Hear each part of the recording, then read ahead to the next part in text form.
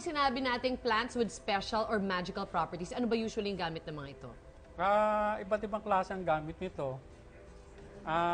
Katulad dito, unahin natin to. Itong tinatawag na palaspas. Opo. Ang palaspas talaga ay ginagamit ito Yes. na nagpe-perform ng, pag mga pare, usually exorcism. Pag hindi naman ordinado ng Vatican o hindi pare, ginagamit deliverance ng mga tao na napoposes. Oh. Usually, ang isa sa pinakamahusay na gamit ito, yung mga ginagahasa ng mga hindi nakikita ng mga tao. Mapalalaki, mapababae.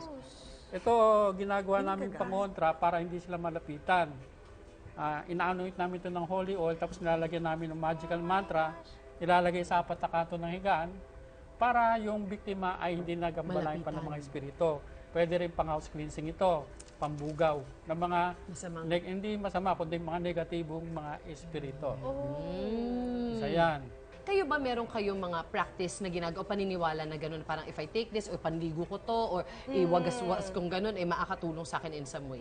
Ako nung matanda ako, nung bata ako, parang namatanda ako. Kasi yung tito ko, manggagamot din. Okay. Tapos, nung namatanda ako, yung mga butlig ko, kapag kumakati siya, syempre bata, kakamutin mo siya. Tapos magkakaroon siya ng nana. Tapos, ang sakit na niya. Tapos, ang dami-dami. hanggang sa nilalagnat na ako. Tapos, naligo ako ng lubigan. Pinapaligo ako ng tito ko. Pinapakuluan lang siya sa tuwing papaligo ko. 3 days lang, gumaling ako. Tapos hindi na umulit yung mga butlig-butlig, wala na. Kasi ang lubigan talaga, pangbugaw din yan ng mga masasamang espiritu. Ang lubigan kasi, kalintulad yan ng tinatawag na luya. Pero hindi siya luya. Hindi kasi pwedeng ipansahog.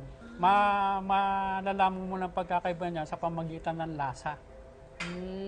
Kasi kapag ang tao pinoposes o misapi, yung lubigan mismo, pinakabungan ng lubigan, pinakikindi. Pero merong mas mataas na klase kaysa sa lubigan, ang tinatawag na itim na luya. Kayo, Miss Elizabeth, meron ba kayong ganyan mga paniniwala o pinapractice sa bahay? What he does, yung mga ginagawa niya, ginagawa ko rin. Ayan, okay. Lahat ng sinasabi niya tama, pero mas marami siyang alam kesa sa akin pagdating sa mga bagay na katulad nito.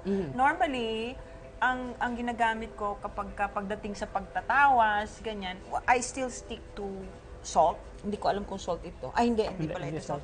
At saka yung incenso at kamanyang. Yung incenso at kamanyang kasi madaling hanapin at madaling mabili. Ayan. Okay. Yan, para dun sa Pero mga... special to. Yan, may sarili siyang concoction. May yung incenso at kamanyang kasi pwede mong mabili, tapos pwede mong ituro dun sa mga pasyenteng nangangailangan nito na madali lang gawain. Susundan nila. Kaya dun na lang ako. And most of lahat halos ng mga herbal na ginagamit ko para naman sa may sakit. Yan. Nice one. Ito, Sir Ruben, ano naman po yung fresh na halaman na yun nasa tapat ninyo? Ito lagundi ito. Okay. Usually ang lagundi para sa ubo, sa siko, sa sinus. Pero hindi, ang ginagamit doon para meron kasi mga subject o mga pasyente na pinangangati ang katawan. Sinasama to, dinadry ito, at siya mismo ginagamit na pang-usok doon mismo sa pasyente. Para anumang mga negatibong nakakabit sa kanya, pero sinasama niya ng kamanyang at insenso para anumang negatibong nakakapit sa kanya, kumalas totally. Ayan. Yung iba pong mga halaman na Paminta po nandito ba yun? ngayon. Ito sa totoo lang, ito galing to ng sikihor. Ano po yan? Sikihor, portion to ng sikihor mismo na hindi bababa sa 200 klase ng mga halaman ang pinagsama-sama na niluluto kada Sabado de Gloria. Ang tawag dito, minasa o panumpa o kontra daug o daut. Halimbawa, jinings ka o winitchcraft ka, Pangontra po yan. ang ginagawa sa subject, Basahan nyo nga po binabalot ng kumot, tapos yung magpapabaga, tapos yung kukuha na ng kapiraso nito, Para so. ilalagay suso, pero meron pa rin special na lang na isasama na konti. Pag umusok yun, anumang klaseng negative na o kamalasan sa kanya na ikinarga, kusang kakalas. Talagang napakahalaga nito sa taga-Siquijor. Yung isa, ito pong parang mukhang paminta. Ito? Yung pamintang bato. Di ba napupulot lang yan doon sa probinsya? Pinupulot ko yan. Ang tawag dito, saga-saga o matang pusa. Matang pusa nga. Oo, na ginagamit na pang-bracelet ng mga bata. baby. Yes. Para hindi sila Protection. mabate. Kung Itong yun naman hanapin nyo, mas epektibo ito. Tinatawag na baliting dagat o coralis ng dagat na itim. Iwas usog po yan. Ay, hindi lang. Overall to. Ibig sabihin, kahit na mga psychic attack, hindi tatama sa'yo hanggang nasa katawan mo to o nasa bahay mo. Kailangan po isang bugko siya o pwedeng Hindi, isang praso pwedeng lang? isang piraso Isang lang na maliit maliit. lang, lagay mo sa wallet mo, nakapita lagay mo ka sa what- may- ayun. Oo.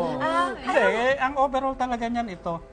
Ano po yan? Ito na yung pinaghalo-halo kong timpla na konti lang na nakalagay sa isang maliit na plastic na dala-dala mo, overall na yung dala mo. Kahit sa tao na masamang tangka sa'yo, hindi tutuloy. Kaya sa totoo lang, dapat ang bawat isa marunong manalangin, may sariling protection na Totoo yan. pinangahawakan. Dasal talaga. Makapangyarihan. Protection.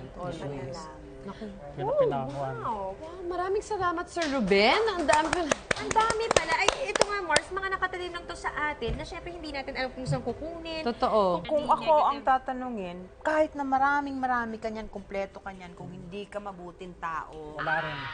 Ay, ang kailangan Natanto nyo dun. Tama naman po yun. gumawa ka ng kabutihan. Kailangan malapit ka sa Diyos. It boils down to Kasi baka naman yung negative mo, gawa na rin ng negative karma na naapos. Yun, may karma. Tama.